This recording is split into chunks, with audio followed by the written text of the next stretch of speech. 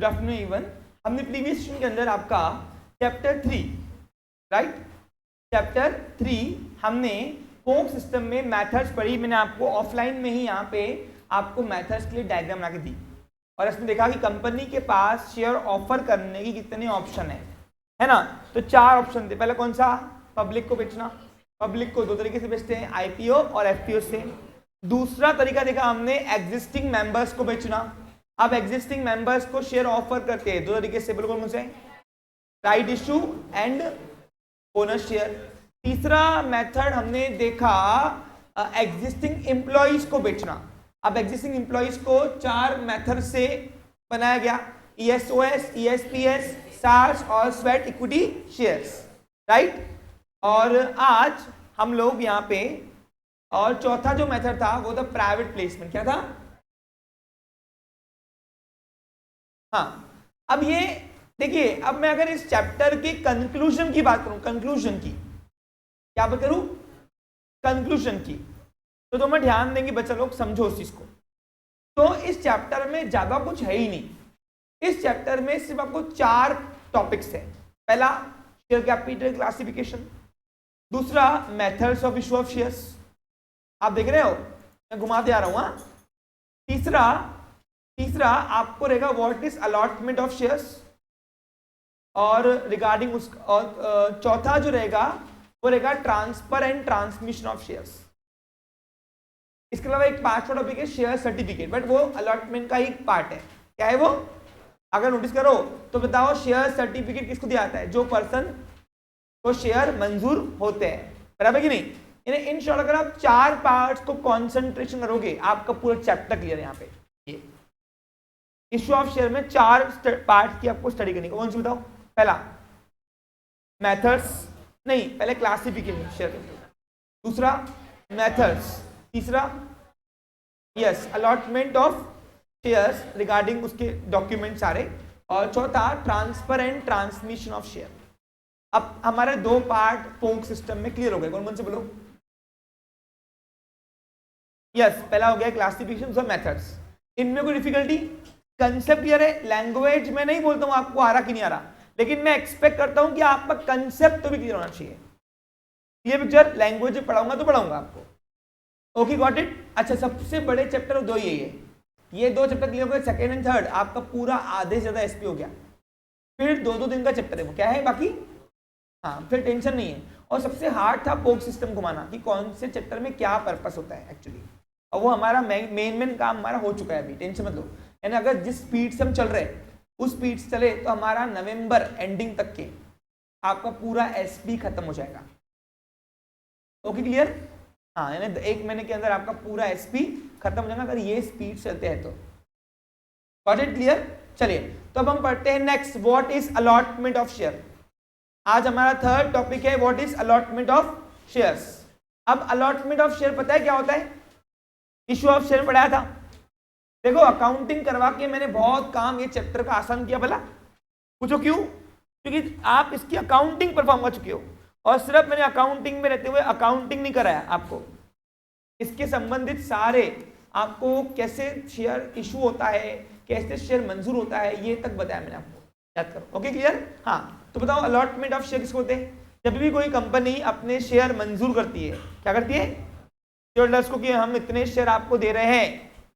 उस अप्लीकेंट को, किसको? अप्लीकेंट को, जो अप्लाई करता है, क्योंकि शेयर पहले अप्लाई करना पड़ता है। और अप्लाई करने के लिए डॉक्यूमेंट कौन सी है? Invitation document, prospector. प्रोस्पेक्ट के अंदर एक फॉर्म होता है, वो फॉर्म भर के कंपनी को अप्लीकेशन मनी के साथ हेड ऑफिस में बैंकर के थ्रू देना पड़ता है, और बैंकर उस एप्लीकेशन को डायरेक्ट हेड ऑफिस में पहुंचाती है। कहां पे? कंपनी के मेन ब्रांच पे। और कंपनी का सेक्रेटरी फिर बोर्ड के सामने प्रस्तुत करता है एप्लीकेशन फॉर्म्स कि किसको शेयर देना है, किसको नहीं, और फिर डायरेक्टर डिसाइड करता है किसको शेयर देना है, किसको नहीं। और जब डायरेक्टर जिस पर एप्लीकेंट्स को शेयर मंजूर कर देता है, मंजूर अलॉटेड, तो उस पर्सन को एप्लीकेंट न करते हुए उसके बाद वो बन जाता है शेयर होल्डर, यस, मालक, कंपनी का ओनर। और एक बार आपके नाम पे, यानी उस पर्सन के नाम पे, उस एप्लीकेंट के नाम पे शेयर अलॉटेड हो गए, तो कंपनी का सेक्रेटरी क्या काम करता है? बोलो, कंपनी का सेक्रेटरी उसका नाम शेयर्स मेंबर बुक के अंदर रिकॉर्ड करता है, और मेंबर बुक के अंदर रिकॉर्ड करते से ही उसको एक नोटिस भेजता है। कौन? कंपनी का सेक्रेटरी। ए इधर तो इधर इधर उसकी चीज है क्या वो?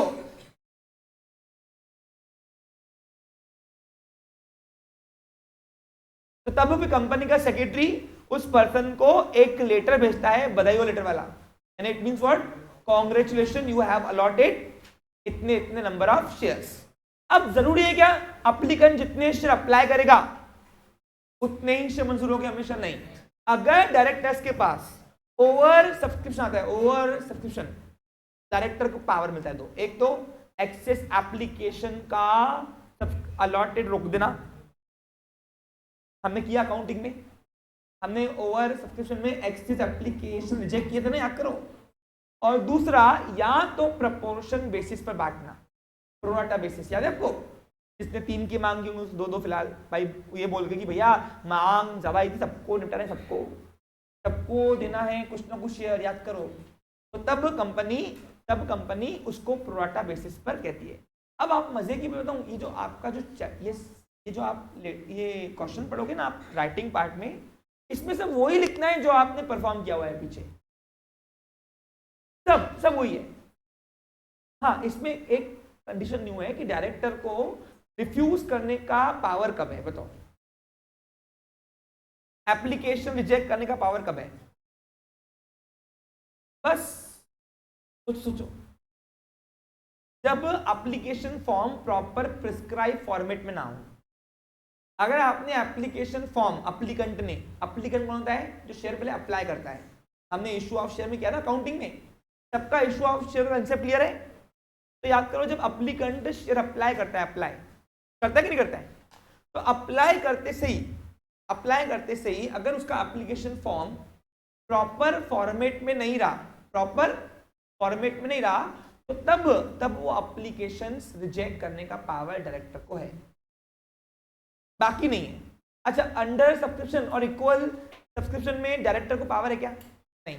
अब लोगों से डायरेक्टर की कौन तोड़ेगा? डायरेक्टर का मालिक तो नहीं, मालिक को मालिक तो नहीं, ऐसा नहीं होता भैया। डायरेक्टर एक बॉडी है, सिर्फ डायरेक्टर एक बॉडी है जो लॉ को एग्जीक्यूट करने का काम करता है। डायरेक्टर अपने मन मुताबिक, मेरे को इसकी शक्ल पसंद नहीं, चल नहीं दूंगा, ऐसा नहीं होता भैया। आपका दुश्मन गिरा ना वो, तो भी आप जब उस सीट पे बैठोगे तो आपको लॉ के प्रोविजन फुलफिल करना है। अब सपोज फॉर एग्जांपल यश कमलाकर से मेरी बिल्कुल नहीं बनती है, suppose I am director of A company. अब मानने के लिए यश कमलाकर से मेरी नहीं बन रही, मैं डायरेक्टर हूं, मेरे पास यश कमलाकर की ए कंपनी, हमारी कंपनी की एप्लीकेशन आ रही है और मेरे पास इक्वल सब्सक्रिप्शन है और उसका एप्लीकेशन फॉर्म भी प्रॉपर फॉर्मेट में भरा हुआ है, फिल्ड है, तो बताओ I have power to reject the share application? No, क्योंकि मैं अपने मन से नहीं कर सकता, मैं एक आर्टिफिशियल पर्सन को चला रहा हूँ, यानी कंपनी को। इसलिए डायरेक्टर भी अपने मन मुताबिक कुछ भी नहीं करते वो, इसलिए कंपनी चलाता कौन है? लॉ, सही मायने में। That's why company is created by law. आपको समझा? कंपनी चलती भी लॉ के मुताबिक, बनती भी लॉ के मुताबिक और मिटती भी।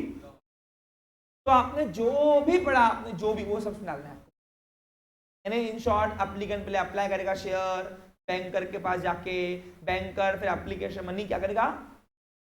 बोर्ड के पास, कंपनी के हेड ऑफ मिलेगा, कंपनी का सेक्रेटरी वो एप्लीकेशन फॉर्म्स सारे बोर्ड के सामने रखेगा और बोर्ड को पावर रहेगा अलॉटेड करने का शेयर। और once share allotted, shareholder मालक बन गया, वो उसको मेंबरशिप राइट्स मिलेंगे सारे, वो शेयर होल्डर मालक हो जाएगा। लिखना है सब आपको। फिर कंपनी उसको एक अलॉटमेंट लेटर भेजेंगी, अलॉटमेंट लेटर बोलेंगी अपने पास फिलहाल संभाल के रख, इसके एक्सचेंज में ही आपको एविडेंस दूसरा मिलेगा। नाम क्या है बोलो? शेयर। याद है आपको? ये सब तुमको मैंने पढ़ाया हुआ है पिक्चराइज में, बस वही आपको ही लिखना है यहाँ पे इंग्लिश।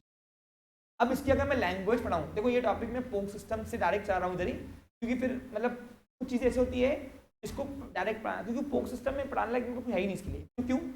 अलॉटेड ऑफ शेयर क्या होता है आपको पता होना चाहिए, अगर आपने इशू ऑफ शेयर कंप्लीट किया तो पूरा। अरे what is allotted of share बताओ ना। इसको भी पर्सन को कंपनी जब शेयर दे देती है, हाँ मंजूर करती है, अलॉटमेंट ऑफ शेयर, सिंपल भाषा में। अब अलॉटमेंट की प्रोविजंस क्या है वो देखते हैं। यानी कंपनी को अगर शेयर अलॉट करना है, किसी को भी मंजूर करना है, तो कंपनी को पहले किन किन बातों को देना है? बिफोर क्या है? प्रोविजन में हम वर्क कब करते हैं? हमेशा बिफोर स्टेप क्या करते हैं हम, और प्रोसीजर में ऑन स्टेप। जब हम कोई काम कर रहे होते हैं स्टेप बाय स्टेप, उसको बोलते हैं प्रोसीजर। लेकिन काम करने के पहले जब हम देखते हैं कि इन बातों को ध्यान में रखने के बाद ही हम काम करेंगे, तो उसको बोलेंगे प्रोविजन। क्या बोलोगे आप? Before steps, performing before steps. जैसे एग्जांपल, ट्यूशन में पढ़ाई कर रहे हो, प्रोसीजर। ट्यूशन आने के पहले आप देख के आते हो क्या क्या लेके चलना है आज, प्रोविजन। आपको समझा क्लियर? तो इसलिए हमेशा कंपनी भी, जब कंपनी के डायरेक्टर जब किसी को शेयर मंजूर करते हैं, तो उसके लिए प्रावधान क्या क्या है वो आज हम यहाँ पे पढ़ने वाले हैं इस चैप्टर के अंदर। इसको बोलते हैं प्रोविजंस रिगार्डिंग इशू ऑफ या अलॉटमेंट ऑफ शेयर। समझा आपको क्लियर? अब इसकी आपको एक प्रोसीजर आती है। प्रोसीजर क्या आती है? अब सर प्रोसीजर लिखाओगे, मैंने आपको प्रोसीजर ऑलरेडी पढ़ाई हुई है, पर चलो कहाँ पे बोलो। इशू ऑफ शेयर में याद करो, मैंने आपको इशू जब अलॉटमेंट ऑफ शेयर की प्रोसीजर नहीं, पूरी स्टार्टिंग से एंड पढ़ा है। यानी यहाँ पे आपको बीच का रास्ता है ना, मिडल से। पूछो क्यों? क्योंकि यहाँ पे procedure regarding issue of share नहीं है, वो procedure regarding allotment of share है। तो कहाँ से आएगा? जो अपन ने इशूइंग वर्क पढ़े ना, याद करो, हमने प्रोसीजर को 2 स्टेप में किए थे। इशू ऑफ शेयर की बोलो कौन से? प्रीलिमिनरी वर्क्स और दूसरा पढ़ा हमने इशूइंग वर्क्स। तो इशूइंग वर्क से जो पिक्चर आएंगी पूरी आपको वो लिखना है। 8 मार्क मिलते हैं। कितने मिलते हैं? 8 मार्क। Got it clear? चलो ये टॉपिक में पोस्ट सबसे डायरेक्ट ले रहा हूँ यहाँ पे अभी। यानी लैंग्वेज में भी आपको हाथों पढ़ाऊँ, कुछ नया पार्ट मिलता है तो मैं आपको पढ़ा दूंगा। बाकी सब बातें मैंने यहाँ पे सिर्फ समझाई नहीं है आपको, परफॉर्म भी कराई है यहाँ पे। पहला एग्जाम्पल याद करो, इशू ऑफ शेयर लेने के पहले 6 दिन 7 दिन, अकाउंटिंग पार्ट लेने के पहले 7 दिन या 6 दिन तो मैंने आपको सिर्फ प्रोविजन करवाई है। देखो आप अकाउंटिंग पार्ट में, याद है आपको? अरे आ रहा क्या समझ में? कंपनी स्टार्टिंग से शेयर क्या होता है, शेयर से लेके कंपनी शेयर कैसे किसी को मंजूर कर रही है वहां तक के पूरी पिक्चराइज तुमको मैंने करवाई है यहाँ पे। तो बस वही है, यहाँ पे लिखा हुआ है, देखो पढ़ो सुनो। मैंने company give shares to applicant. Applicant उन्होंने यानी कंपनी डायरेक्ट शेयर दिया, पहले अप्लाई करना पड़ता है। बेटा विंडो ओपन कर दो।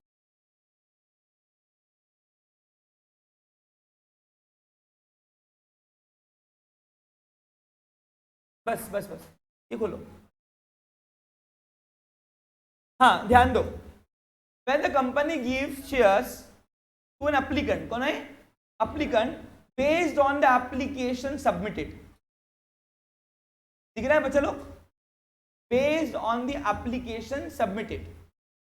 समझ में आया? यानी क्या होता है, पहले एप्लीकेशन अप्लाई करता है, it is called allotment of share. अब ये अलॉटमेंट ऑफ शेयर का मतलब होता है गिव्स, एक्चुअली देना, मंजूर करना किसी को भी।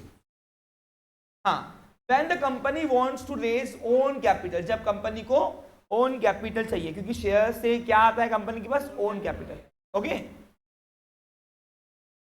then company issue shares, but before issuing shares company must issue its, yes देखो लिखा हुआ है, अब वहां पे मस्ट लिखा हुआ नहीं है, बस मैंने बता दिया, लेकिन कंपलसरी ऑब्लिगेशन है वो। इशू प्रॉस्पेक्ट अलॉन्ग विथ क्या आता है? एप्लीकेशन। मैंने आपको बताया ना, प्रॉस्पेक्टर 2 काम करता है। एक तो ट्रांसपेरेंसी पूरी, यानी कंपनी की पूरी डिटेल इन्फॉर्मेशन आपको उसका होती है, डायरेक्टर कौन है, फाइनेंस क्या है, ऑडिट रिपोर्ट क्या है, सब सब उसमें होता है सब। और दूसरा लास्ट में एक फॉर्म होता है, जो फॉर्म भर के आपको एप्लीकेशन अप्लाई करना पड़ता है। अब आप बोलोगे सर आज की तारीख में प्रॉस्पेक्टर निकलता ही नहीं है। यस, अगर मैं आज की तारीख की बात करूं तो आज प्रैक्टिकल लाइफ में प्रॉस्पेक्टर इशू नहीं होता। तो सर कैसा? तो कंपनी अपने वेबसाइट के अंदर ही डिजिटल प्रॉस्पेक्ट डाल दिए, डाल दिए। हाँ, वो डिजिटल प्रॉस्पेक्टर के अंदर ही एक फॉर्म होता है, वो फॉर्म आपको भरना पड़ता है, यानी उसकी प्रिंट निकालनी पड़ती है। उस प्रिंट को आप भर के आप डायरेक्ट अप्लाई कर सकते हो बैंकर के पास। समझा आपको क्लियर? अरे आ रहा क्या? अब सर ये होता है, तो मैं अगर मैं इससे भी एडवांस जाऊं तो कंपनी आज की तारीख में शेयर निकालती नहीं है, आज वो स्टॉक निकालती है आईपीओ में भी। किताबी बातों के लिए बहुत अच्छी बात है ये ज्ञान, लेकिन प्रैक्टिकल बेस नहीं है। पूछो क्यों? आज की तारीख में शेयर निकलता ही नहीं, स्टॉक निकलता है। आज आपसे कंपनी कोई पैसे इंस्टॉलमेंट लेती नहीं है। आज प्रैक्टिकल लाइफ की बात करूं तो आपका फुल्ली पेड अप शेयर बिकता है, और एक नहीं देती, कम से कम इतना बंच लेना पड़ेगा आपको। समझा रहा क्लियर? यानी मिनिमम आपको इतने शेयर कंपनी के अंदर अप्लाई करने पड़ेंगे। ये प्रैक्टिकल लाइफ की बात कर रहा हूँ। थ्योरेटिकल लाइफ में ठीक है चलता है, आपने देखा, लेकिन प्रैक्टिकल लाइफ में एक तो स्टॉक बिकता है आईपीओ में भी, और दूसरी बात यानी कंपनी जो भी आईपीओ या एफपीओ करेगी ना, वो शेयर नहीं निकालती, स्टॉक निकालती है। और स्टॉक और शेयर में अंदर क्या है? A bundle of fully paid up share is known as stock. समझ आपको क्लियर? यानी एक शेयर नहीं दिया आपको, कम से कम 100 का लॉट, 50 का लॉट, 80 का लॉट, 120 का लॉट ऐसे लेना पड़ता है। अरे आ रहा क्या, छुट्टियों में हम एक नॉन एकेडमिक कोर्स रखने वाले हैं, इसमें यहाँ पे आपको फिक्टिशियस ट्रेडिंग यानी एक डमी ट्रेडिंग कराई जाएंगी आपको यहाँ पे क्लासेस के अंदर। और वो ट्रेडिंग के अंदर बकायदा डमी सॉफ्टवेयर के थ्रू स्टॉक मार्केट का भाव कैसे कम होता है और डील कैसे करना है आपको, वो भी आपको यहाँ पे कनेक्ट कराया जाएगा पूरा। हम जो नया सेटअप रेडी कर रहे हैं ना न्यू प्रीमाइसेस में, उसमें ऐसे सेटअप कर रहे हैं कि आपका डायरेक्ट, अगर आपके पास लैपटॉप है बच्चों के पास, डायरेक्ट वो हमारे सिस्टम से कनेक्ट होगा और वो वहाँ पे ट्रेडिंग करते हुए देख सकते हैं हम लोग उसका। वो सिखाने के लिए यहाँ नहीं होगा वहाँ पे, लेकिन उसके लिए सब 30 सीट्स रहेगी। कितनी रहेगी? क्योंकि वो सेटअप के लिए एक एक बच्चे की स्पेस ज़्यादा लगती है। सेटअप जो बनाया हमने उसके लिए अलग अलग सीट्स अलॉट की हुई है, अलग अलग, ऐसा नहीं है सेटअप वो ऑर्डिनरी। आ रहा क्लियर आपके ओल्ड प्रीमाइसेस पे? इन्हें नॉन एकेडमिक कोर्सेज सारे वहां चलेंगे। तो अगर लगता है कि इसको कि भाई 2 महीने मेरे फुलफिल चाहिए, तो बेसिक नॉलेज का रेफरेंस देंगे हम। बेसिक यानी वो रेफरेंस लेके आप स्टॉक मार्केट में चाहो तो ट्रेडिंग आप कॉम्पिटेंटली कर सकते हो और इवेल्युएट भी कर सकते हो कि कैसे फैक्टर्स को इवेल्युएशन करना पड़ता है। आ रहा क्लियर आपको? तो वो आप एक बार ले लेना, बहुत अच्छा मिलेगा। वैसे तो इसमें नॉलेज बहुत सारा दे रहा ही हूँ मैं आपको, एसपी में मैक्सिमम नॉलेज आपको इसमें मिल जा रहा है, लेकिन भाई वहां पे यहाँ पे आपको स्टॉक मार्केट एंटर तक मिल जाएगा, लेकिन स्टॉक मार्केट के अंदर ट्रेडिंग कैसे करना, आप कौन से शेयर में इन्वेस्ट कब करना, वो फैक्टर इवैल्यूएशन नहीं मिलेगा। उसके लिए बहुत सारी ग्राफ्स कैसे देखना है वो सब आपको सिखाएंगा टेक्निकली यानी कॉज एंड रेफरेंस के बेसिस पर, इफेक्ट्स के बेसिस पर। समझा आपको क्लियर? इस तरीके से बहुत, उसके लिए एक टीम बनाई जा रही है मेरी पूरी। वो टीम में एक स्टूडेंट है हमारे पास जिसने 5 साल सिर्फ इसी के ऊपर स्टडी की हुई। 5 साल, 5 years।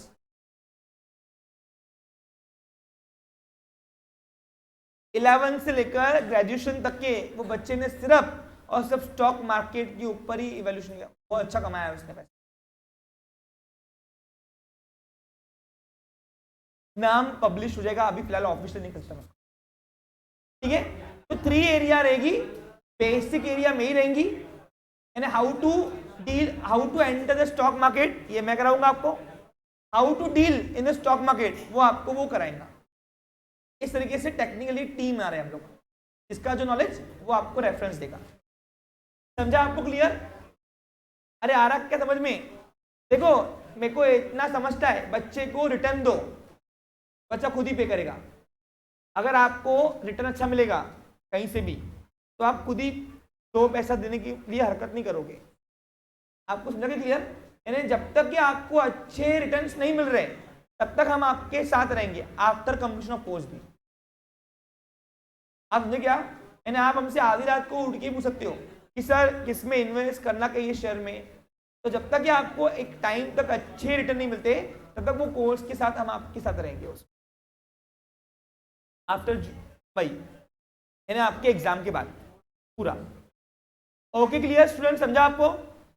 हाँ, तो यहाँ पे देखो वही बता जा रहा है। देखो आप नोटिस करो यहाँ पे, आप एप्लीकेशन देखो यहाँ क्या हो रहा है, एप्लीकेशन फॉर्म पहले फिल करना पड़ता है और उसके बाद क्या होता है, application fill the form and submitted it with the application money to the company's banker. Banker कौन होता है? स्पेसिफिक बैंक, जो बैंक सिलेक्ट करती है कंपनी, ये बैंक से हमारी नोटा आएंगी और यही बैंक से हमारी नोटा जाएंगी सारी इंस्टॉलमेंट की ऑन ड्यू डेट। अब लास्ट डेट पे क्या होता है, बैंक एक टाइम तक क्या सबका एप्लीकेशन देंगी और एक टाइम के बाद क्या होगा, बैंक अपना विंडो क्लोज कर देगी और लास्ट डेट पर सारी एप्लीकेशन कहाँ भेजेंगी, कंपनी के हेड ऑफिस में, हेडक्वार्टर पे लिखा हुआ है देखो, banker send all application to company's register office.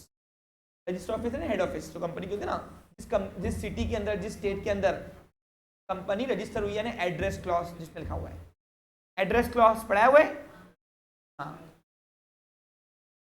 The board of directors, अब देखो कंपनी के बैंकर के पास राइट्स नहीं है शेयर एप्लीकेशन देना, एप्लीकेशन एक्सेप्ट करना है, रिजेक्ट करना, किसके पास पावर है? बोर्ड के पास। The board of directors approves the acceptance of such application in that board meeting by passing solution.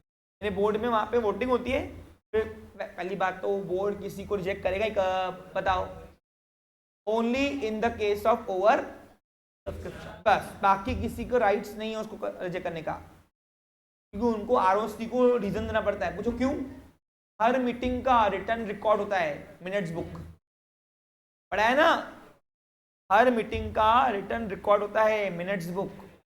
हाँ, उसमें मिनट्स बुक में कंपनी का सेक्रेटरी लिखेगा कि company issue 10,000 shares, company accept application 8,000 share, out of this 2,000 application rejected by board. तो ROC बोलेगा बेटा तुम क्या भंग भंग भी क्या हो क्या?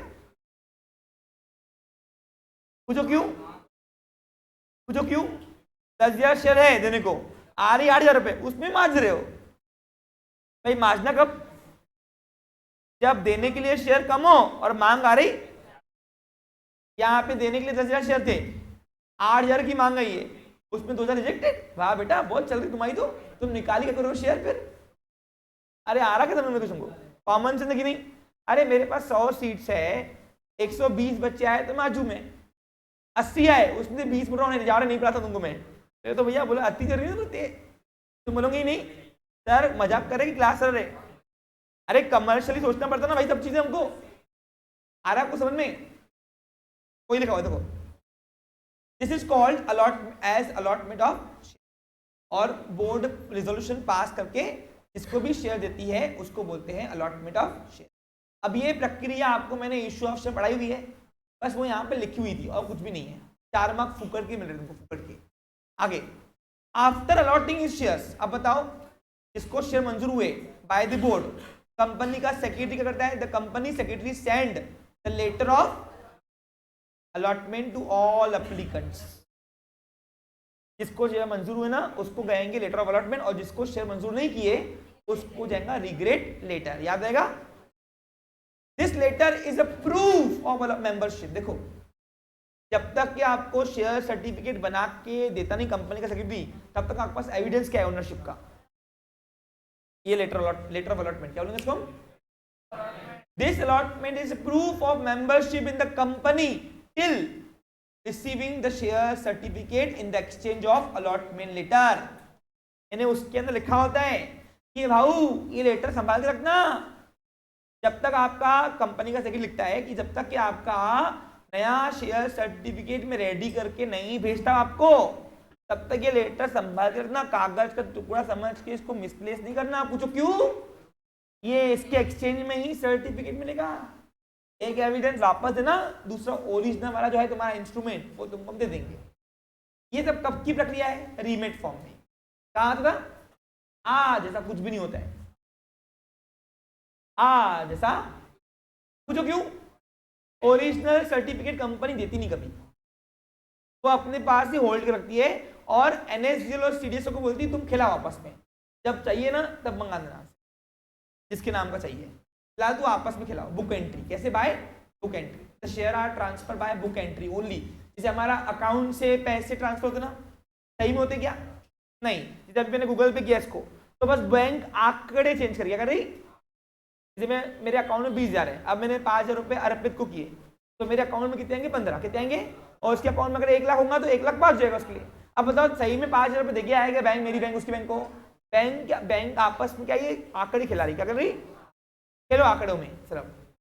फिजिकल कैश पड़ी है बैंकों के पास ही अपने ड्रॉवर में उसमें। अरे आ रहा क्या समझ में? डिजिटल कैश आने का एक बेनिफिट है, बताओ क्या? 2 टाइप का काम होता है। बैंक गवर्नमेंट ने बैंकों को बोल दिया है तुम इनको आपस में खिलाओ मैंने आंकड़ों से, और ये ओरिजिनल कैश हमको दो, और ओरिजिनल कैश का पैसा गवर्नमेंट वापर रही है हमारा। आ रहा समझ नहीं? और यहाँ पे बोल रही तुमसे वापस में बुक एंट्री खेलो, क्या खेलो? जिस विड्रॉल को चाहिए, जिस होल्डर को चाहिए, बैंक होल्डर को पैसा वापस, तो हमको बताना, फिर हमको दे रहा है आपको। फिलहाल आपस में वो खिलाओ। इसलिए आप देखो भाई और बहनों आते हैं मोदी जी और बोलते हैं कैशलेस ट्रांजेक्शन करो, कैशलेस डिजिटल भारत। अब डिजिटल भारत का बेनिफिट क्या है बताओ? यहाँ पे तुमको सब आंकड़ों से खिलाया जा रहा है, नंबर पढ़ो इधर उधर बस, और असली कैश कहाँ पड़ी है? मोदी जी के पास, और मोदी जी इसका इंफ्रास्ट्रक्चर में यूज कर रहे हैं। तुरंत जब पैसे देने की बारी आएगी तब मांग लेना हमसे। अरे आ रहा था कुछ तुमको, यानी एक ही पैसे का 2-2 बार उपयोग कर रहा है। बताओ कौन कौन सा? पहला तो आपको सब आपस में खिलाया जा रहा है, इंडिया के इंडिया में अंदर ही, और जो पैसा ओरिजिनल वाला करेंसी है वो किसके पास पड़ा है? गवर्नमेंट के पास, गवर्नमेंट यानी आरबीआई के पास। और आरबीआई बोलती इनको खिलाओ, और आरबीआई बोलती मोदी जी कितने चाहिए बोलो, पड़े पैसे बहुत है बोलो। अब बोलोगे सर आरबीआई को जरूरत क्या है, वो तो कितने भी नोट छाप सकते हैं, ऐसा नहीं होता भैया। इस देश के अंदर करेंसी छापनी है तो आपको इंटरनेशनल एसेट वर्ल्ड बैंक को रखना पड़ता है, वो है गोल्ड। समझा आपको क्लियर? यानी कोई भी कंट्री की सेंट्रल बैंक अपने मन मुताबिक कितना भी करेंसी नहीं निकाल सकती। जितना करेंसी आप नए नोट निकाल रहे हो उतने का अमाउंट आपको इंटरनेशनल एसेट रखना है। यहाँ तो पुराना पैसा आपको डिस्ट्रॉय करना पड़ेगा पहले, जब वो पुराने नोट घस जाते पूरे, तो उसको पहले डिसॉल्व करो पूरा, उतने ही नए नोट निकालो, तो आपकी करेंसी वैल्यू इक्वल। अगर आपने बिना इंटरनेशनल एसेट की करेंसी निकाली तो आपकी इंटरनेशनल मार्केट में करेंसी वैल्यू डाउन कर देंगे। अरे आ रहा क्या समझो तुमको? तो इस तरीके से सेंट्रल बैंक अपने मन मुताबिक कितना भी पैसा निकाल सकती नहीं। और वैसे यहाँ पे भी है, डीमेट आने से क्या हुआ? ओरिजिनल शेयर्स किसके पास पड़े? ईश्वर कंपनी के पास। ईश्वर नहीं है, ईश्वर क्या लोगे? हाँ, ISSUER, ईश्वर कंपनी, यानी जिस कंपनी की शेयर्स है, सिंपल भाषा में। आ रहा क्या समझ में कुछ तुमको? वो कंपनी के पास सरेंडर पड़े हुए अपने अपने, उनके पास ही। और NSDL और CDSL तुमको आपस में सिर्फ आंकड़ों में खिला रही। क्या खिला रही? डीमेट अकाउंट में आंकड़े दिखा दिए, आंकड़े सिर्फ। जैसे आपके पास 4 शेयर है किसी के पास, और वो एक शेयर बेचेगा तो बस वो आंकड़े बदलेंगे 3, और एक शेयर उसको प्लस कर देगी दूसरे अकाउंट में। आ रहा क्लियर? और पैसे अकाउंट में अकाउंट टू अकाउंट ट्रांसफर हो रहे हैं डीमेट अकाउंट से। Clear picture? इसको बोलते हैं बाय बुक एंट्री। क्या बोलूंगा इसको? हाँ। और ये सब जो आ रही है, ये सब किसकी बात हो रही है? रीमेट फॉर्म, यानी फिजिकल फॉर्मेट में शेयर मंजूर भी करना और शेयर का ट्रांसफर भी करना। समझा आपको क्लियर?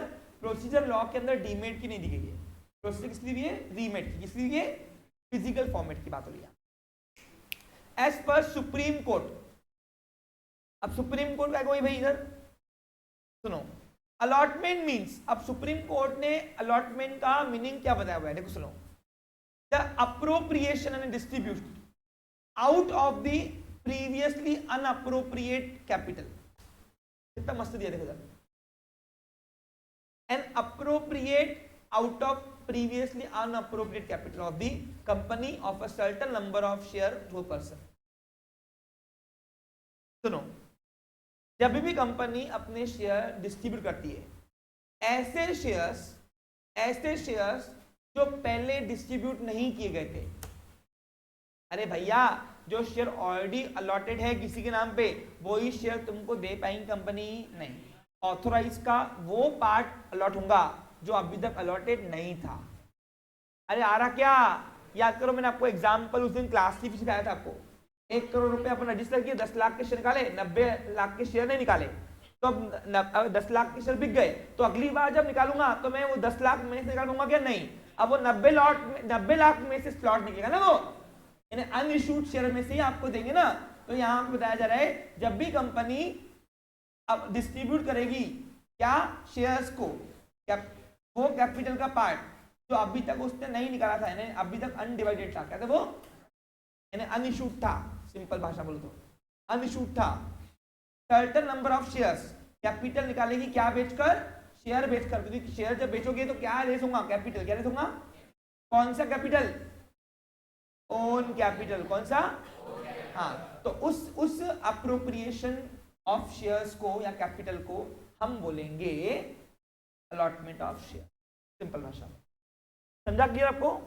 आगे, from the above definition we can say that allotment of share means allocating, यानी गिविंग, देना, एलोकेट करना, डिस्ट्रीब्यूट करना, ऐसा। allocation of certain number of share by board out of previously unallocated capital of the company to person who have applied for the share। यानी in short ये बात तो यहाँ पे फिक्स है कि पहले अप्लाई करना पड़ता है और फिर ही शेयर मंजूर होता है। यहाँ तक क्लियर? समझा क्या? अब कंपनी जब भी शेयर किसी को मंजूर करती है, क्या करती है? मंजूर। तो उसके लिए किन किन बातों को पहले देखना है, उसको बोलते हैं प्रोविजंस। क्या बोलते हैं? वो भी अभी आपको पढ़ाया जा रहा है यहाँ पे। अब प्रोविजन दो होती है, एक होती है स्टैट्यूटरी प्रोविजन, दूसरी होती है जनरल प्रोविजंस। है क्या आपको जनरल प्रोविजंस? नहीं, तो आज आपको वो लिखाने के लिए मैंने आपको स्पेस दिया, दिखा आपको? हाँ, तो वो लिखना आपको है, लेकिन मैं समझा देता हूँ, अभी सुन लो। वो मैं आखिरी में आपको लिखा दूंगा, टेंशन मत लो, आज नहीं तो कल, ठीक है? क्लियर? लेकिन पहले समझ लो कंसेप्ट। हाँ, दो आती है, स्टैट्यूटरी प्रोविजन और जनरल प्रोविजन। अब सर ये दो क्यों दिया? सुनो सुनो, ध्यान दो, समझो अब उसको। What is statutory provision? जब भी कंपनी अपने शेयर मंजूर करने का सोचती है, देती है, किसको? एप्लीकेंट्स को। कौन करता है? बोर्ड। तो कुछ ऐसी बातों को ध्यान में रखना है जिसको लॉ कंपलसरी कर रहा है। लॉ बोलता अगर किसी भी बोर्ड, कंपनी के बोर्ड को यानी बीओडी को अगर शेयर मंजूर करना है तो पहले इन सब बातों का प्रोविजन फुलफिल करो। जब तक इन सब बातों का प्रोविजन आप फुलफिल नहीं करोगे तब तक कि आपके पास राइट्स नहीं है। यानी आपके पास है किसके पास? बोर्ड के पास, या आप किसी के भी शेयर मंजूर करो। तो जब कोई ऐसी प्रोविजन, कोई भी कंपनी अलॉटमेंट करने के पहले कंपलसरी सारी स्टेप्स फुलफिल करती है, कंपलसरी। और वो कंपलसरी क्यों है? क्योंकि वो लॉ में रखी गई है। क्या है? उसको नाम दिया हमने स्टैट्यूटरी प्रोविजन। स्टैट्यूटरी का मतलब होता है जो बातें हम लॉ से उठाते हैं कंपलसरी हमको परफॉर्म करना है, उसमें कोई एक्सक्यूज नहीं चलता है। अब सर जनरल प्रोविजन क्या है फिर? जनरल प्रोविजन मतलब क्या कि लॉ तुमको बोलता है कि देखो कोई भी कंपनी को, डायरेक्टर्स को अगर शेयर मंजूर करना है तो इन मंजूर करने के पहले इन इन बातों को देखना चाहिए। हम तुमको एडवाइस कर रहे हैं। क्या कर रहे हैं? हम कंपल्सरी नहीं कर रहे हैं, लेकिन एडवाइस कर रहे हैं भैया करो। क्योंकि लॉ सिर्फ तुमको ऑब्लिगेट नहीं करता है, लॉ तुमको एक प्रकार से गाइड भी करता है। क्या करता है? कि तुम सही रास्ते पे चलो, तुम आगे के फ्रॉड से, होने वाले फ्रॉड से बचो। अरे आ रहा क्या समझ में? कभी भी अपना कोई भी लॉ का जो एक्ट बनता है ना, एक्ट, वो सिर्फ आपको ऑब्लिगेट यानी कंपलसरी बाउंड नहीं करता है, वो दूसरा काम करता है आपको गाइड करने का। तो जनरल प्रोविजन दी गई ना, वो गाइड करने के हिसाब से। उठाना है उठाओ, नहीं उठाना है मत उठाओ। उठाओगे तो फायदा तुम्हारा, नहीं उठाओगे तो नुकसान भी होगा आगे तुम्हारा कोई ना कोई। हमने सोच समझ के पूछो क्यों? क्योंकि लॉ के अंदर, एक्ट के अंदर जब कोई भी प्रोविजन होती है, वो प्रोविजन ऐसे अपने मर्जी से नहीं होती है कुछ भी। बड़े बड़े एक्सपर्ट लोग हर एक कॉज इफेक्ट्स के रेफरेंस पे वो रूल्स एंड रेगुलेशन एस्टेब्लिश करते हैं। तो उनको देखकर ही बनाया होगा, वो बहुत एक्सपर्ट टीम होती है। अब मोदी जी करोड़ों रुपए, लाखों रुपए पगारे बांट रहे हैं उन लोगों को, तो कुछ सोच के ही बना रहे हैं ना बुक को। अरे आ रहा क्या, इन्हें कोई अंगूठा छाप बैठा हुआ नहीं है कि ये तुम्हारे लॉ के प्रोविजन बना रहा है। बहुत एक्सपर्ट टीम होते हैं, आईएएस ऑफिसर लेवल के अधिकारी होते हैं वहां बैठे हुए, और वो लोग ड्राफ्टिंग करते हैं लॉ की प्रोविजंस। तो इसलिए जनरल प्रोविजंस यानी क्या? बोलो, जब कोई कंपनी शेयर अलॉट करेगी, जनरल प्रोविजंस ये कहती है कि भैया ये बातों को ध्यान में रखूंगा तो तुम्हारा फायदा, नहीं भी रखूंगा तो कोई हमारा काम नहीं है, हम तुमको ऑब्लिगेट नहीं कर रहे। लेकिन स्टैट्यूटरी प्रोविजन में तुमको ऑब्लिगेशन है भैया, तुमको परफॉर्म करना ही पड़ेगा ये। इसके सिवा तुमने उठाया तो हम डंडा उठाएंगे तुम्हारे पीछे। ऐसे कौन बोलता है? Company law. कंपनी लॉ यानी कौन? CLB, company law board. कि लॉ के अंदर चेंजेस, लॉ की प्रोविजंस, ये सब कंपनी लॉ बोर्ड देखता है। और कंपनी लॉ बोर्ड किसके अंडर में आता है? MCA के अंडर में आता है। MCA यानी मिनिस्ट्री ऑफ कॉर्पोरेट अफेयर्स। एक मिनिस्ट्री बनाया हुआ है गवर्नमेंट ने, डिपार्टमेंट बनाया हुआ है जो पूरे कंपनीज के लॉ बनते कैसे चलती है, रजिस्ट्री कैसे होती है, वो सब देखता है। सिंपल क्वेश्चन, यानी कंपनी को चलाता है MCA। समझा आपको? क्लियर? अब बताओ डिफरेंस समझा स्टैट्यूटरी और जनरल में? पक्का डन? हाँ, तो हम पढ़ रहे हैं अभी स्टैट्यूटरी प्रोविजंस क्या। सुनो, यानी ये सब क्या है? कंपनी कोई भी रही, उसको कंपलसरी अलॉट करने के पहले इन सब बातों को ध्यान में रखना है। पहला सुनो, every company issuing shares to comply, comply ने हैज टू कंप्लाई ने फॉलो करना, has to comply with the provision of the Indian companies act 2013 with regard of allotment of shares. The provision can be divided into two ways, दो type की provision दी गई है, पहला statutory provision, दूसरा दिया है जनरल प्रोविजन। स्टैट्यूटरी कंपलसरी है और जनरल करना है तो करो, नहीं करना मत करो। ऐसा असल हमको लिखना है कि नहीं, अगर आपको आया explain the provision of allotment of shares तो आपको दोनों लिख के आनी है, अगर आपको स्पेसिफाइड रहा तो फिर वही लिख के आना बस। कभी लिखा रहेगा explain the statutory provision regarding allotment of shares, तो आपको सिर्फ स्टैट्यूटरी लिख के आना है बस। Explain general provisions regarding allotment of shares, तो आपको फिर जनरल लिख के आना है। आ रहा क्या क्लियर? पेपर में 4 मार्क के लिए कोई भी प्रोविजन पूछ सकते हैं। क्लियर? देखते हैं अब कंपनी जब शेयर अलॉट करती है तो उसके पहले किन किन बातों को देखती है। इसके बाद मेरे पास सिर्फ एक टॉपिक देता है, हम लोग कौन सा? Transfer and transmission. कल वो पूरा सिस्टम चलाएगा और फिर डायरेक्ट हम 3rd यूनिट फिर से पढ़ेंगे पूरी। ओके, मेन क्वेश्चन जो है ना वो पीछे गए हमारे दो, क्लासिफिकेशन ऑफ शेयर कैपिटल और मेथड्स, ये दोनों मेन है, इसमें से चांसेस ज़्यादा है। लेकिन 4 मार्क के लिए कभी भी अलॉटमेंट ऑफ शेयर या शेयर सर्टिफिकेट आता है। तो ओके क्लियर? पहला दिस देखो लिखा हुआ क्या है, ए स्टैट्यूटरी प्रोविजन ने क्या, this are the provision laid down, laid down ने क्या रखना, लेट डाउन का मतलब रखना जिसके अंदर हम रखते हैं, laid down by companies act 2013, तो 2013 के अंदर ये रखी गई है, कंपलसरी फॉलो करना है। पहला रजिस्ट्रेशन ऑफ प्रोस्पेक्टस, याद है before issuing prospectus to general public company must submit a copy of prospectus to ROC. अगर कोई कंपनी ने प्रोस्पेक्टर आरओसी के बिना ही निकाले हुए हैं, कॉमन सेंस है क्या ये? आरओसी को एक कॉपी फाइल सबमिट नहीं किया, आरओसी ने अप्रूवल नहीं दिया, तुमने पहले ही दिवाली कर दिया, यानी सब क्या कर दिया तुमने, इन शॉर्ट पहले ही तुमने पब्लिक को प्रोस्पेक्टर बांट दिया। अब अप्लीकेंट ने अप्लाई किए, और अब बोर्ड बैठा चलो दे दो, और बाद में लॉ को मालूम पड़ गया कि कंपनी ने बिना पूछे प्रोस्पेक्टर भी निकाल दिए और शेयर भी ले लिए, फिक्स दिए, तो वो अलॉटमेंट जो है वो वॉइड रहेगा, वॉइड यानी कंपनी को वो पैसा वापस करना पड़ेगा, क्योंकि वो इशूइंग प्रोसीजर ही गलत है पूरी, लॉ के अगेंस्ट है। इसलिए बताया जा रहा है कि अगर जिन कंपनियों ने प्रोस्पेक्टर की एक कॉपी पब्लिक को देने के पहले आरओसी को दिया होगा, तो वही प्रोस्पेक्टर से आई हुई एप्लीकेशन और एप्लीकेशन मनी आप एक्सेप्ट करके शेयर मंजूर कर सकते होंगे, नहीं तो नहीं। फिर बोर्ड कितनी बड़े तुरंत खाना चलता सब कुछ, समझा आपको? क्लियर आ रहा क्या? देखो वही लिखा हुआ है, company must have filed a copy of prospectus to ROC before issuing public, and it must be signed by directors and authorized advocate। हाँ, रजिस्टर्ड एडवोकेट का साइन चाहिए कि ये प्रोस्पेक्टर जो है ये फिक्टिशियस नहीं है, इसमें सब ट्रांसपेरेंट है जो भी लिखा है हमने, और डायरेक्टर की भी साइन चाहिए। कैसे ये समझा आपको? क्लियर? ये हमने देखा हुआ है प्रोविजन पहले भी। दूसरी प्रोविजन एप्लीकेशन मनी। अब ये वाली चीज ना, ये इशू ऑफ शेयर में मेहरबानी करके नहीं लेना प्लीज।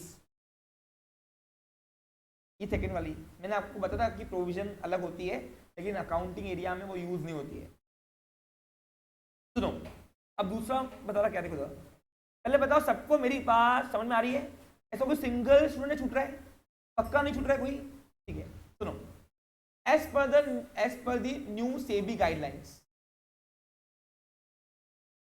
जहां शेयर की बात आ गई वहां सेबी आरओसी सब आते हैं, है ना, ताकि फ्रॉड ना हो, आम जनता का नुकसान ना हो, आम जनता का इस सोर्स से कॉमन पीपल का इंटरेस्ट ना निकले। खराब है कि नहीं? भावेश खैर है और आप खैर हो। For public company the application money to be minimum 25% of the nominal amount of shares, and it must be paid by applicant along with application form to specified banker। Nominal amount of shares.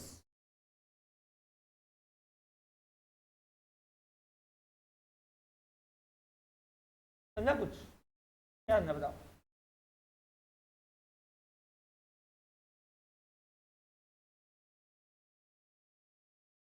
और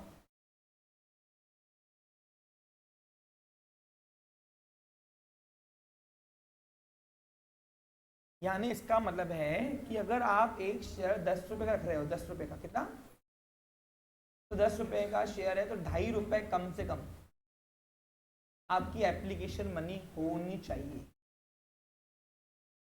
10 का 2.5 रुपए 25% होता है करके देखो। और 100 रुपए का अगर आप फेस वैल्यू है तो कम से कम 25 रुपए आपकी एप्लीकेशन मनी होनी चाहिए।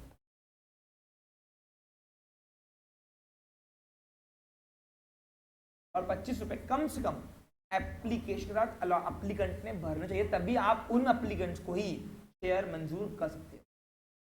आप यानी कौन?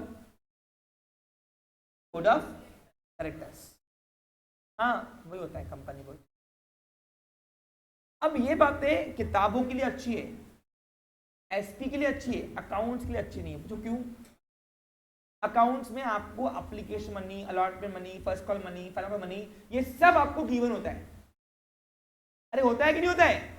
तो मेहरबानी करके अगर कल को आपको पेपर में लिखा है company issue shares ₹100 each, application money 20, allotment money 30, first call money 30 and final call money 20, वहां कम अब 20 पूरा एप्लीकेशन नहीं स्टार्ट तो 25 क्या था, अपन लिख आएंगे by bank account debit to share application money 25 rupees.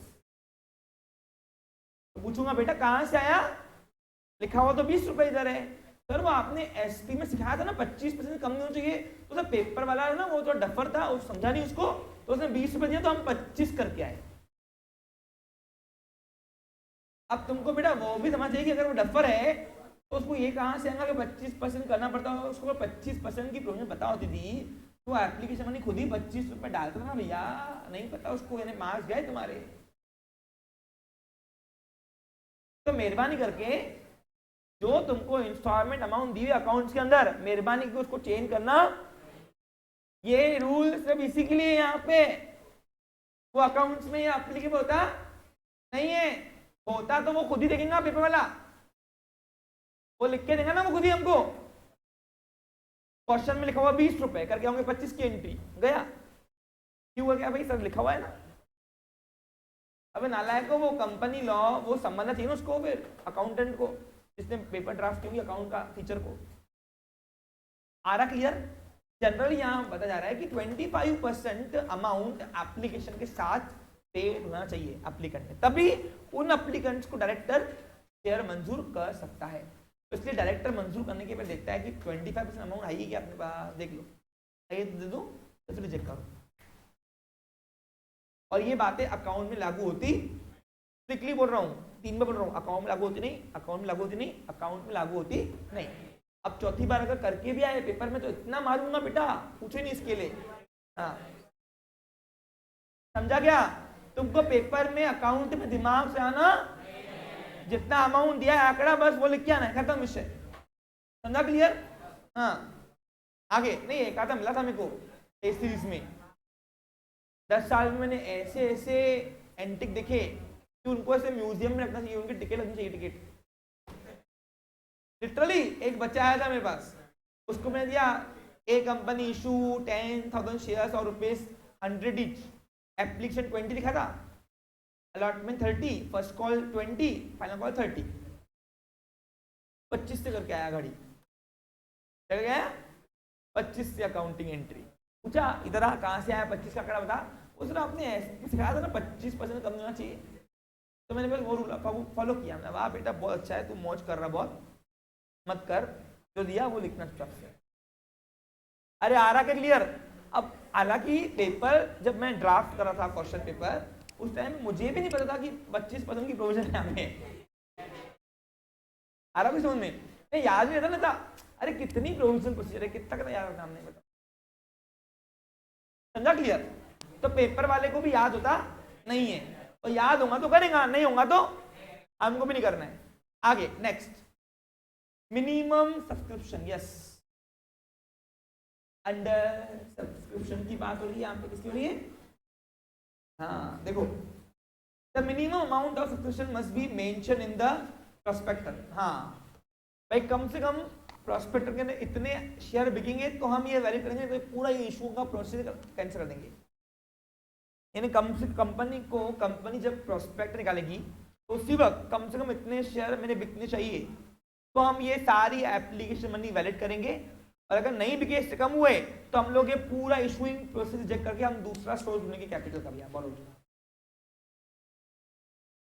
Minimum mention करना पड़ता। एग्जांपल दूं, सपोज फॉर एग्जांपल मैं बोल रहा हूं यहाँ पे, ए देख रहे भाई, इधर शांत बैठो, जैसे हमारी एक कंपनी है। अब हमारी एक कंपनी ने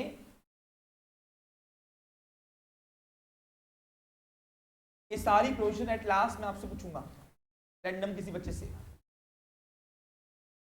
सपोज फॉर एग्जांपल हमारी एक कंपनी है, ओके। अब हमारी एक कंपनी है, हमारी एक कंपनी ने 10,000 शेयर्स निकाले, ऑफर किए, एक शेयर की कीमत 100 रुपए। अब एप्लीकेशन मनी 25, 30, 15, कितने हुए? 80 नहीं 70,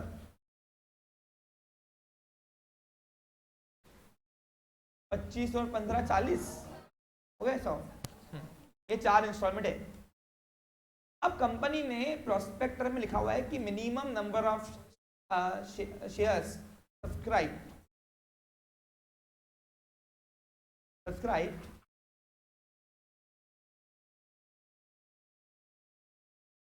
total minimum number of shares subscribe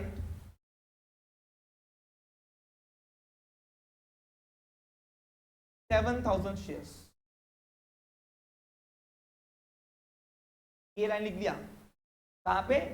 prospect के अंदर।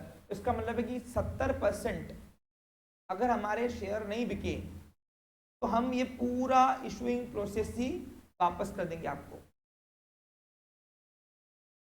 वापस कर देंगे। वापस अगर कंपनी के पास 6,000 शेयर्स आए एप्लीकेशन, तो कैंसल। 7,000 है तो चलेगा, 7 से नहीं चलेगा नहीं हमको, क्योंकि हम फिर इस सोर्स में नहीं डालेंगे, फिर हम बोरोड कैपिटल लोन ले लेंगे। अरे आ रहा क्या समझ तुमको? यानी इन शॉर्ट कंपनी को कम से कम कितने शेयर बेचने हैं ये पहले ही इस लॉट के अंदर लिखा होना चाहिए। अगर पब्लिक से इतने शेयर बिके तो ही हम सारी एप्लीकेशन वैलिड करके अलॉट करेंगे, नहीं तो नहीं। लॉस का प्रॉफिट का मतलब ही क्या आ रहा है? जैसे लॉस क्या है बताओ?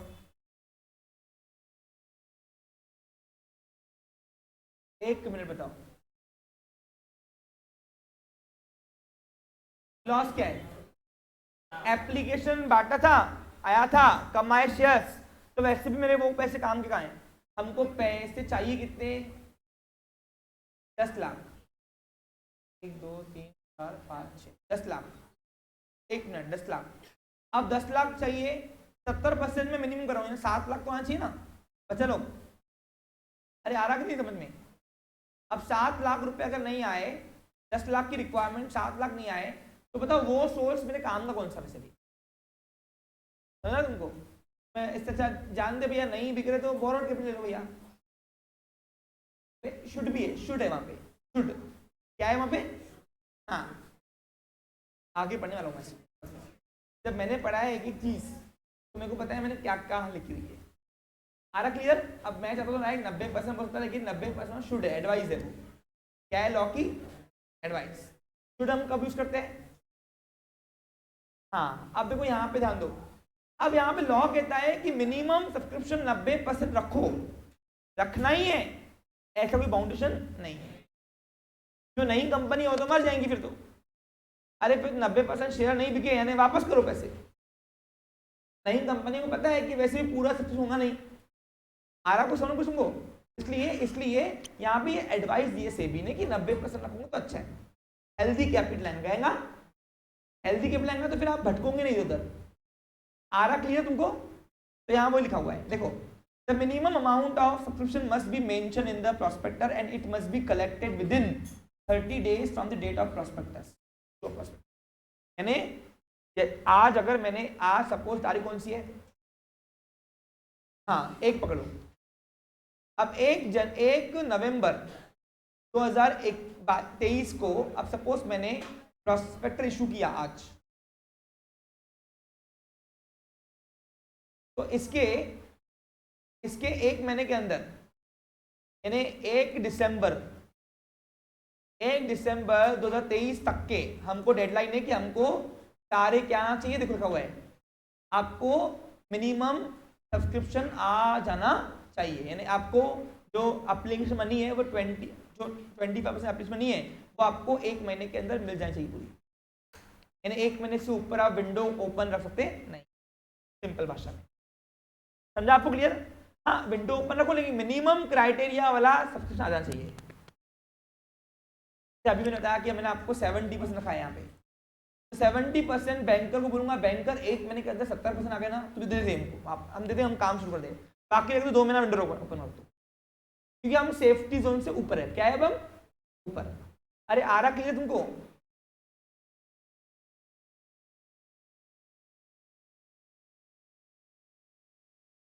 सब लिखेंगे, ये मिनिमम की बात करें, अंडर ओनली, ये कौन, ये एप्लीकेबल कहाँ आएगा? Only in the cases of under subscription. अगर ओवर आ रही है हम तो फुल्ली सेफ है ना फिर तो। देखो एक क्लास, जैसे मेरे पास बच्चे आते हैं, सर हमको एक क्लास पढ़ाओ, तो हम क्या बोलते हैं कम से कम 10 बच्चे चाहिए, उससे नीचे में वो क्लास पढ़ाना पड़ेगा नहीं, ऐसे ये मिनिमम है। अब मेरे पास 100 सीट्स है, आ रहे 110 बच्चे, तो मैं काय को, मेरा रिस्क जोन तो ऊपर है ना, मैं तो सेफ्टी हूँ ना मैं तो। हाँ बोलो।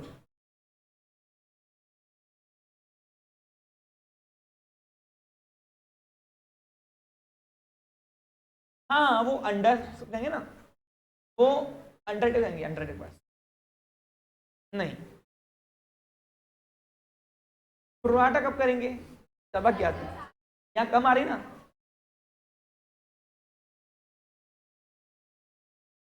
समझा? क्लियर? अरे आ रहा क्या? कोई क्वेश्चन है? हाँ क्वेश्चन है, देखो समझ में आ रहा क्या गौतम? थोड़ा थोड़ा, हाँ चलो आगे। हाँ क्यों तेरे को तो पुराना चाहिए, पुराना ना। हाँ वो 11 से अभी आया ना, इसलिए बोल रहा हूँ। अरे आ रहा क्या क्लियर तुमको? समझा बच्चा लोग? हाँ आगे देखो लिखा हुआ है वहां पे, it should be 90% as per SEBI. SEBI कहती है हेल्दी कैपिटल कलेक्ट करो भैया, अगर शेयर बेच ही रहे हो, इससे बेच रहे हो तो 90% रखो कम से कम, ये रखना चाहिए, शुड है क्या यहाँ पे? शुड है ना, एडवाइस है क्या ये? If the minimum subscription is not collected within specified time, 30 days के अंदर आपको मिनिमम सब्सक्रिप्शन नहीं आया amount, the entire amount receive should be return to subscribers यानी applicants within 15 days and may enter into an agreement with underwriters. और फिर underwriter को आना बोलना सारे शेयर बिकवा के दे, ये वापस करो का पब्लिक को, पब्लिक इशू नहीं करेंगे फिर। समझा? क्लियर? अरे आ रहा क्या? फिर आप चाहो तो जो पूरा इशूइंग स्लॉट है, पूरा स्लॉट इशूइंग, वो आप अंडरराइटर दे दो, वो बोलना कमीशन बेस पे बिकवा के दो। अरे आ रहा क्या? मे, यहाँ पे क्या हुआ है? मे क्या यूज किया है? मे इज ऑल्सो क्या बोलते हैं? Less possibilities. एडवाइस नहीं है लेकिन लेस पॉसिबिलिटी का मॉडल ऑब्जर्व पढ़ाया होगा तुमने, यहाँ मस्ट है क्या लिखा हुआ? ये लॉ की एडवाइस है कि अगर नहीं बिके पब्लिक मिनिमम सब्सक्रिप्शन पब्लिक नहीं करिए, छोड़ो उसको, वापस कर दो उनको सबको, और अंडरराइटर को देना चाहिए कि तुम अंडरराइटर को बोलो कमीशन बेसिस पे बिकवा के। हाँ बोलो। फाइन, डिफॉल्टी कंपनी कहलाएगी आपकी, और मे भी आपका सेबी नेक्स्ट टाइम ये सोर्स ही बंद कर दे। अरे आ रहा क्या clear? Next basis of allotment, ये तो पढ़ाया हुआ है तुमको मैंने, अब डायरेक्टर कौन से बेसिस पर अलॉट करते शेयर्स? तो एप्लीकेशन के बेसिस पर लिखा हुआ देखो, allotment of share will be on the basis which will be decided for each category of subscribers. समझा? ईच कैटेगरी ऑफ, हाँ आगे दिया है ओवर सब्सक्रिप्शन यानी प्रोराटा। देखो लिखा हुआ है when the company receive application in over subscribed, यानी क्या हुआ है, इशूड किए 10,000 शेयर, मांग आ रही 12,000 शेयर की, इसको बोलते हैं ओवर सब्सक्रिप्शन। पढ़ा है ना इशू ऑफ शेयर मैंने, अकाउंटिंग कराई ना अपन ने। देन डायरेक्टर में allotted the share on pro rata basis but not more than 10%। अब ये भी चीजें अप्लीकेबल नहीं करना अकाउंट में मेहरबानी करके, क्वेश्चन से दिया रहेगा वही करना बस। समझा क्या आपको? यानी अगर सपोज कंपनी ने 10,000 शेयर्स इशू किए, कंपनी के पास एप्लीकेशन आई 12,000 शेयर्स की, तो बताओ सबको सारे शेयर यहाँ पे लॉ के मुताबिक दे पाएंगी क्या? इसमें से 1000 शेयर्स की एप्लीकेशन रिजेक्ट करनी पड़ेगी, और यहाँ पे 11,000 एप्लीकेशन में कंपनी अपने 10,000 शेयर्स बांटेगी, क्योंकि 10% से ऊपर आप नहीं कर सकते, और 10,000 का 10 तक का जब 1000 होता है, कितना होता है 1000। ये बातें किताबों के लिए अच्छी है, अकाउंटिंग में नहीं करना इसको। अब अकाउंटिंग में लिख के आएंगे company can issue 10,000 shares, application received on 12,000 share and director all application are all issued, director decided all applications were accepted on pro rata basis। तो वहां पे 10,000 जबरदस्ती का रिजेक्ट करके नहीं आना, जो दिया है बस वो करना। समझा क्या देव? क्लियर? ए चुप बैठो, समझा क्लियर? तो वहां पे ये रूल फॉलो करना, और ना ही मुझे पेपर लेके आना सर ये आपने दिया क्यों। अकाउंटिंग में सब चलता है, वहां लॉ की प्रोविजन को ये फुलफिल करता भी नहीं है। तो प्रोराटा बेसिस एसपी के लिए अच्छा है, 10% से ऊपर नहीं करना, लेकिन अकाउंट में नहीं करते फॉलो यार ये लोग, तो हम क्या करेंगे? हम भी नहीं कराते। अरे आ रहा के क्लियर? आगे नेक्स्ट, हाँ सबसे main permission with stock exchange, याद करो before issuing shares company must permit with stock exchange.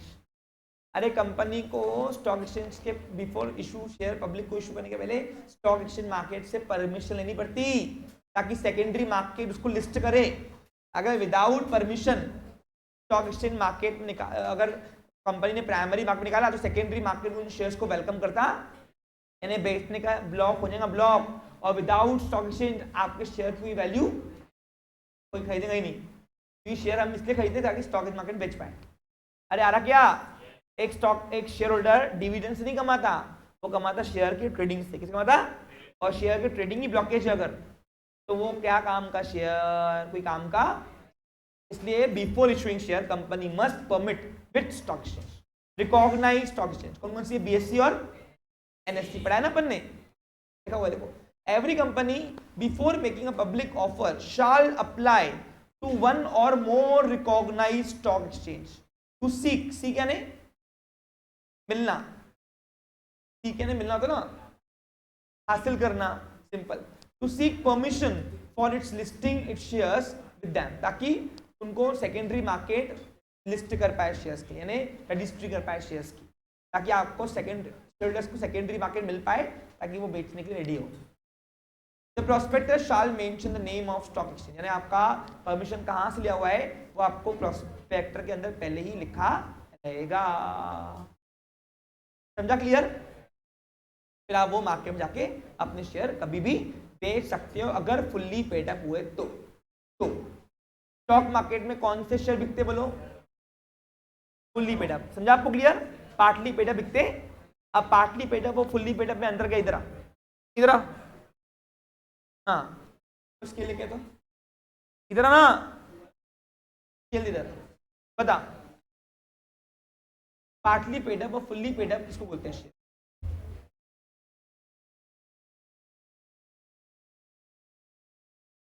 वाला। ओके क्लियर, समझा आपको? हाँ, लेकिन उसके लिए भी प्रोस्पेक्टस लिखा होना चाहिए, प्रोविजन। हाँ, अब ये थी एक कंपल्सरी प्रोविजंस जो लॉ में से ली गई है। अब कुछ जनरल प्रोविजंस है, सॉरी बेसिक अलॉटमेंट भाई है ना, अलॉट भाई कितने सब्सक्राइबर आए, क्या हुए, उसके बेसिस पर अलॉट करते हैं। अंडर आया तो पूरी दे देगी, ओवर आया तो फिर वो देखेंगी कम करना है, माइनस करना है, 10% देना है तो उसके ऊपर रिजेक्ट करना है, वही दिया है यहाँ पे, समझा? हाँ, अब आगे दिया है जनरल प्रोविजंस। अब नहीं, कल क्यों बेटा, कल तेरा बर्थडे है क्या? हाँ सुनो,